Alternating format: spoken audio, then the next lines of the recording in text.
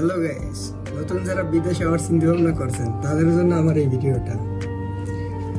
বিদেশে যাওয়ার আগে 100বার ভাববে চিন্তে বিদেশে আইবেন। একটা পেজ না কাটা ছেলেরও বিদেশে গিয়া পেজ কাটা তো দূরের কথা, সব কিছু নিজের হাতে করতে হয় এবং রান্না করতে হয়। এটা তো সবাই জানে হয়তো বা, তারপরও এটা নতুনদের জন্য ভাববে চিনতে আসা। কারণ আমি একটা পেজও কাটতে পারছিলাম না, এখন আমি পেজ তো ভালো কথা, তরকারিও রান্না করতে পারি।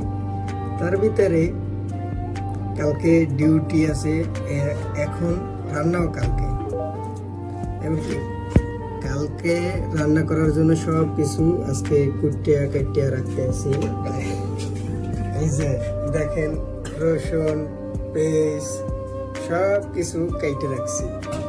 এরপর মাছ ধুইয়া সুন্দর মতো ফ্রিজে রেখে দিয়েছি, কারণ কালকে সকালে ওইটা চালু চালু রান্না করতে হবে।